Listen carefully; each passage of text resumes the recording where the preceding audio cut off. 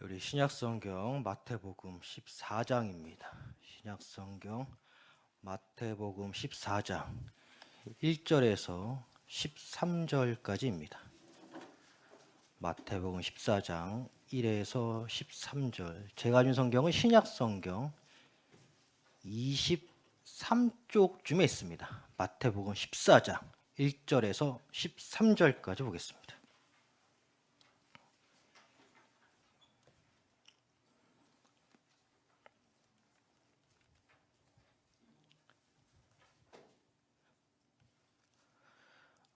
제가 먼저 마태복음 14장 1절 봉독하겠습니다. 그때 분봉아 헤롯이 예수의 소문을 듣고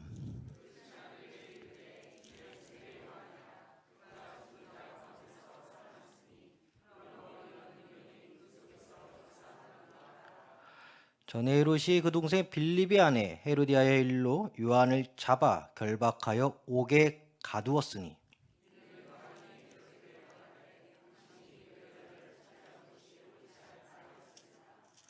헤롯이 요한을 죽이려 하되 무리가 그를 선지자로 여김으로 그들을 두려워하더니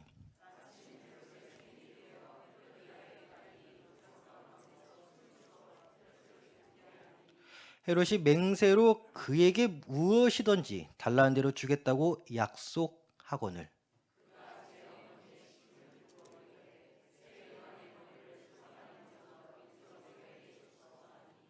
왕이 근심하나 자기가 맹세한 것과 그와 함께 앉은 사람들 때문에 주라 명하고 그 머리를 소반에 얹어서 그 소녀에게 주니 그가 자기 어머니에게로 가져가니라.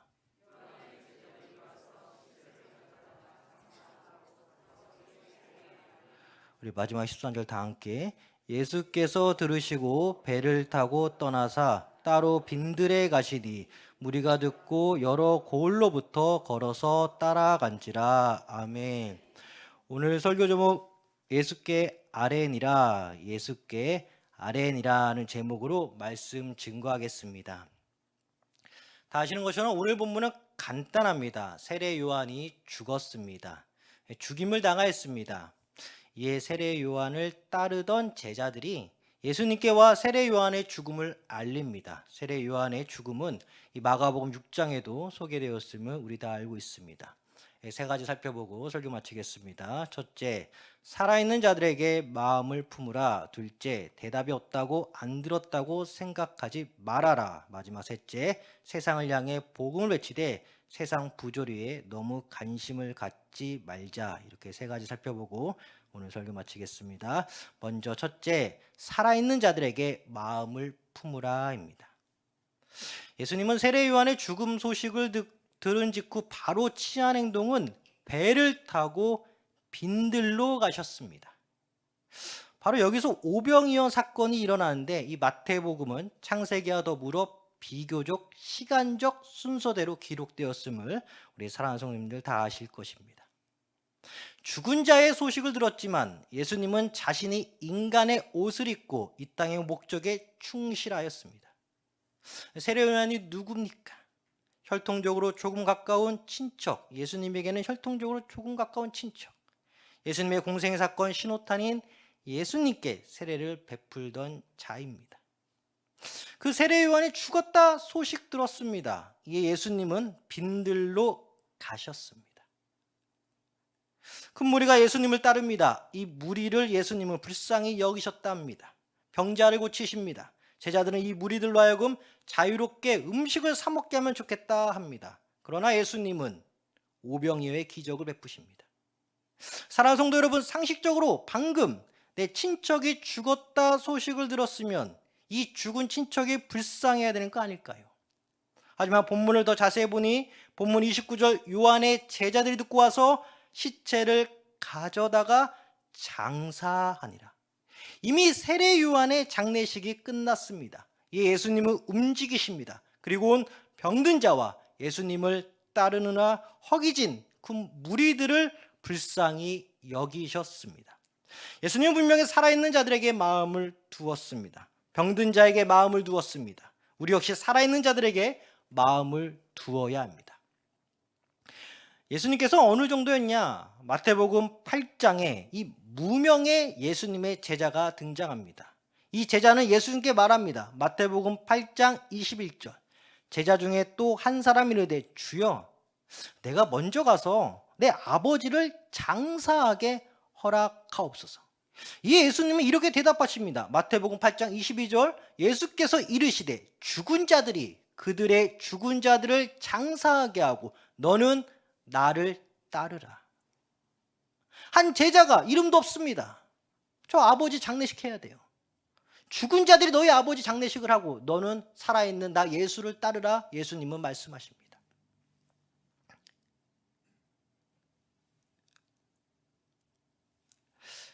살아있는 자를 따르는 것이 내가 살아있다는 증거입니다.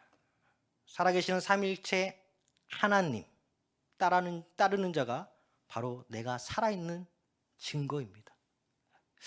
아브라함의 아버지 데라가 205세가 되어 죽었습니다. 창세기 11장 32절. 데라는 나이가 205세가 되어 하란에서 죽었더라. 이때 이 하나님은 아브라함에게 창세기 12장 1절 그 다음 구절인데요. 여호와께서 아브라함에게 이르시되 너는 너의 고향과 친척과 아비의 집을 떠나 내게 보여줄 땅으로 가라. 이 아브라함은 창세기 12장 4절 초반부 이에 아브라함이 여호와의 말씀을 따라갔고, 우리는 살아있는 말씀을 들으며 공예배, 특별히 이번 시작되는 심령부흥에 많이 참석해야 할 것입니다. 살아있는 자는 살아있는 말씀을 따라갑니다. 아브라함의 육신의 아버지가 죽고 삼일째 하나님께서 내가 내게 보일 땅으로 가라, 이에 말씀을 따라갔던 그 아브라함. 한 명의 무명의 제자가 저 아버지 장례시켜야 되는데 예수님 보내주세요. 아니라 죽은 자가 이미 죽은 너의 아버지 장사를 하게 하고 너는 살아있는 자이니 살아있는 나 예수를 따르라. 예수님께서 말씀하셨습니다. 살아있는 자는 살아있는 말씀을 따라 살아갑니다. 히브리서 4장 12절 하나님의 말씀은 살아있고 활력이 있어 좌우의 날선 어떤 검보다도 예리하여 혼과 영과 및 간절과 골수를 찔러 쪼개까지 하며 또 마음의 생각과 뜻을 판단하나니. 살아있는 말씀은 우리의 마음과 생각을 판단합니다. 사랑하는 성도 여러분, 이번 심령부흥에 오는 가운데 여러 마음이 생길 줄 믿습니다. 여러 생각이 생길 줄 믿습니다. 여러 판단이 생길 줄 믿습니다. 회사가 바쁜데, 지금 내 사정이 이런데, 그러나 살아있는 말씀을 따라가는 살아있는 여러분들 되기 바랍니다. 예수님은 살아있는 자에게 관심을 두었어요. 예수님은 죽은 자에게 관심을 두지 않았습니다. 세례 요한이 죽었다 했는데 장례식 이미 끝났다 하여도 예수님은 먼 친척이기에 그래도 한마디 할 뻔한데 아니에요. 예수님은 그대로 빈들에 가서 자기를 따르는 자들에게 말씀을 전하고 병든 자를 고치며 그들에게 오병이어의 기적을 베풀어 주셨습니다. 사랑하는 성도 여러분, 여러분들의 말씀 심령 이 부흥에 올 때 여러분들은 오병이어의 기적이 각자 일어나는 것입니다. 이번 심령부흥에 사모하시길 바랍니다. 할렐루야. 둘째, 대답이 없다고 안 들었다고 생각하지 말아라. 대답이 없다고 안 들었다고 생각하지 말아라. 세례 요한의 죽음 소식을 들은 이 세례 요한의 제자들이 예수님께 전달하였습니다. 예수님은 말씀이 없으세요. 그리고 살아있는 자들 곧 병든 자가 포함된 택자들의 구원 사역을 위해 움직이셨습니다. 빈들로 말이죠. 대답이 없다 하여 안 들은 것이 아닙니다. 대답이 없다 하여 내가 들은 얘기를 한 귀로 흘린 것이 절대 아닙니다. 때론 중요한 일을 앞두고 들었지만 묵묵히 더 중요한 일에 집중할 때가 있습니다. 마태복음 7장 초반부로 보면 예수님은 제자들과 함께 높은 산에 오르십니다. 오늘 본문 뒤로 가서요.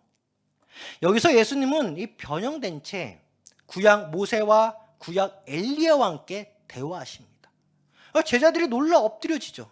예수님은 놀란 제자들을 일으키며 산에서 내려오십니다. 그러면서 방금 사건에 대하여 내가 부활하기 전까지는 함구할 것을 당부합니다.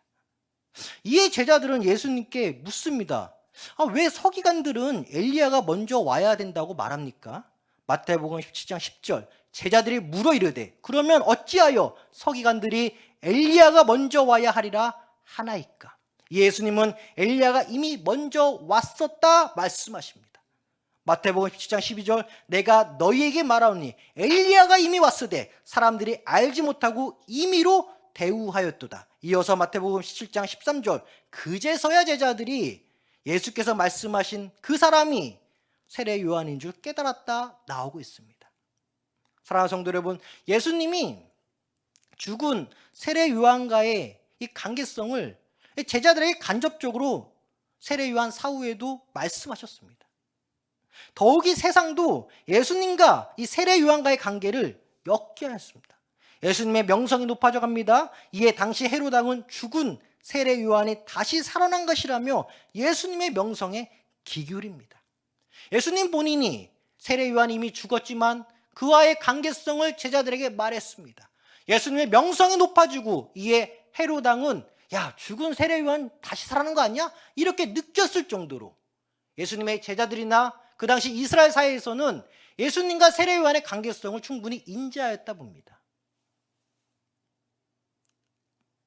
마가복음 6장 14절, 이에 예수의 이름이 드러난지라 헤롯 왕이 듣고 이르되 이는 세례 요한이 죽은 자 가운데서 살아났도다. 그러므로 이런 능력이 그 속에서 일어나느니라 말합니다. 헤롯 왕이 누굽니까? 바로 세례 요한의 목을 베게끔 허락한 자입니다. 세례 요한이 자신의 치부를 드러내자 여기에 주변 사람들의 권유로 세례 요한의 사형을 확정한 자가 헤롯 왕입니다.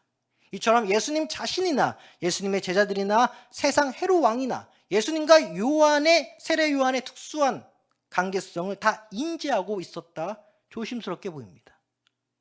세례 요한의 죽은 소식을 듣고 아무 반응이 없으신 예수님을 향해 왜 반응이 없으시냐고 묻기보다는 묵묵히 자신의 목적을 향해 움직이신 그 살아계신 예수님을 깊이 묵상하는 것이야말로 오늘 본문을 좀 더 지혜롭게, 조금 더 깊게, 조금 더 영적으로 이해하는 첫걸음일 것입니다. 또한 예수님은 세례 요한을 빗대어 말씀하셨습니다. 이는 곧 천국의 백성들을 말씀하신 겁니다. 마태복음 11장 11절, 내가 진실로 너희에게 이르노니 여자가 낳은 자 중에 세례 요한보다 더 큰 이가 일어남이 없도다. 그러나 천국에서는 극히 작은 자라도 그보다 크니라. 이어서 12절, 세례 요한의 때부터 지금까지 천국은 침노를 당하나니 침노한 자는 빼앗느니라. 즉 천국은 침노하는 자의 것인데 시간적 기간을 세례 요한의 때로부터 말씀하셨으니 이는 신약 시대로 이해됩니다. 물론 마태복음 11장 9절을 보면 예수님은 세례 요한을 향해 선지자보다 나은 자라 말씀하셨습니다. 마가복음에서는 헤롯 왕은 세례 요한을 의롭고 거룩한 사람이라 인식하였습니다. 마가복음 6장 20절, 헤롯이 요한을 의롭고 거룩한 사람으로 알고 두려워하여 보호하며 또 그의 말을 들을 때에 크게 번민을 하면서도 달갑게 들음이로라. 세례 요한의 때로부터 지금까지 우리 신약 시대 백성들은 천국을 침노한 자라 말할 수 있겠습니다. 눈으로 예수님을 못 봤습니다. 구원의 은혜가 임하여 오직 눈에 보이지 않는 믿음으로 말미암아 눈으로 보지 못한 예수님을 믿고 구원받은 우리야말로 천국을 침노한 자입니다. 요한복음 20장 29절, 예수께서 이르시되 너는 나를 본 고로 믿느냐? 보지 못하고 믿는 자들은 복되도다. 사랑하는 성도 여러분, 보지 못하고 믿는 여러분들이 복되다 말씀하셨어요. 여러분들이 천국에서 세례 요한보다 큰 자입니다. 대답이 없으신 예수님을 만나보고 있습니다. 오늘 금요 철학 기도 가운데 혹여나 응답이 바로 없더라도, 예수님의 대답이 바로 없더라도 사랑하는 성도 여러분, 계속 기도하시길 바랍니다. 우리는 천국을 침노하는 자요, 더욱이 천국에서 세례 요한보다 더 큰 자요, 더욱이 삼위일체 하나님의 응답을 기다리는 자요, 더욱이 공생 시절 예수님이 그렇게 찾아다녔던 살아있는 자들입니다. 이 세상에서 누가 살아있습니까? 바로 우리입니다. 바로 우리가 살아있는 자예요. 바로 살아계신 삼위일체 하나님께 기도드린 자, 바로 우리가 살아있는 자입니다. 우리는 오늘 기도하러 왔습니다. 살아있는 말씀을 따라 왔습니다. 살아있는 예수님을 믿어 왔습니다. 그리고 응답이 더디다 하여도 예수님이 안 들은 게 아니라, 못 들은 게 아니라 예수님 마음에 품고 여러분들 때에 맞게 다 그 소원을 이룰 줄 믿습니다. 할렐루야. 그래서 오늘 기도하는 가운데 여러분 모였고 이 가운데 응답이 있든 없든 여러분들이 돌아가는 발길이 믿음의 기쁨이 되길 소망합니다. 사랑하는 성도 여러분, 여러분은 살아있는 자예요. 그러기에 여러분들의 기도는 살아있는 기도입니다. 살아있는 기도는 땅에 떨어지지 않고 삼일째 하나님께 바로 올라갑니다. 응답에 더디다하여 여러분들의 기도가 죽은 것이 아니에요. 여러분들의 발은 이미 살아있어 여기 온 거예요. 마지막 셋째, 세상을 향해 복음을 외치되 세상 부조리에 너무 관심을 갖지 말자입니다. 예수님은 세상을 향해 복음을 외쳤습니다. 세례 요한은 본격적인 예수님의 공생의 사역에 문을 여는 문지기 역할을 하였습니다. 세례 요한을 헤롯 왕의 치부를 문제 삼았는데 헤롯 왕의 치부는 다 아시는 것처럼 자신의 남동생의 아내를 취하였습니다. 제수 씨를 취한 거죠. 여기에 헤롯 왕 주변에서 불편한 사람들이 생겨났습니다. 세례 요한은 왕의 잘못을 인식하고 문제 제기를 하다 사실상 헤롯 왕의 주변 사람들로부터 헤롯 왕에게 권유를 받아 죽음을 맞이하였습니다. 그렇습니다. 세상은 죄가 넘칩니다. 아무리 법치국가, 자유와 인권을 외친다 해도 전 인류가 죄성을 가진 죄인이기에 세상은 어둡습니다. 누구나 납득할 만한 일보단 부조리하게 희생양이 되는 사람들이 우리 주변에서 많이 보이게 됩니다. 죄가 넘치고 부조리한 세상 현상에 즉각적으로 반응하기보다는 아름다운 대답을 하라는 것이 이 신약 시대 우리 천국에 살아있는 사람들이 더욱더 신경 써야 할 부분일 것입니다.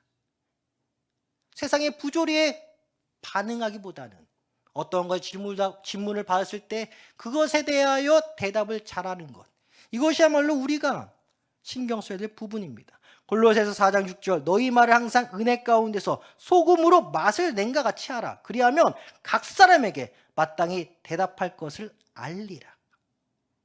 분명히 말씀은 여러분들, 우리들 살아있는 자가 대답하는 것에 주목하고 있지 어떤 세상의 부조리에 즉각적으로 반응하라 말씀하고 있지 않습니다. 나오는 말이 은혜로우면 은혜로울수록 대답함에 있어서 지혜가 더해지는 것이 성경 원리입니다. 우리는 복음을 외칩니다. 그리고 대답함에 있어서 하늘로부터 내려오는 지혜를 얻습니다. 이 세상에 완벽한 사람이 없듯이 완벽한 정부가 없습니다. 완벽한 국가 유정자가 없어요. 조심스럽지만 완벽하진 않습니다.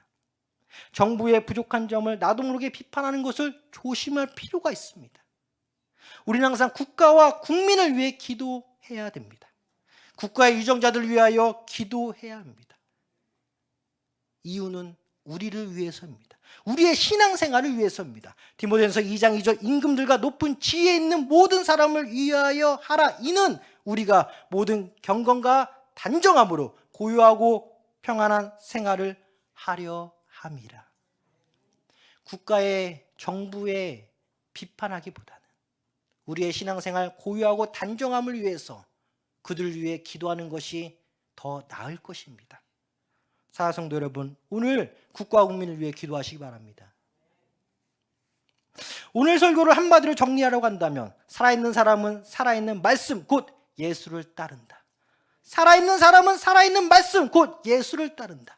살아있는 사람은 곧 살아있는 말씀 예수를 따른다. 할렐루야. 기도하겠습니다. 하나님 아버지 감사합니다. 대답이 없으신 예수님 만났습니다.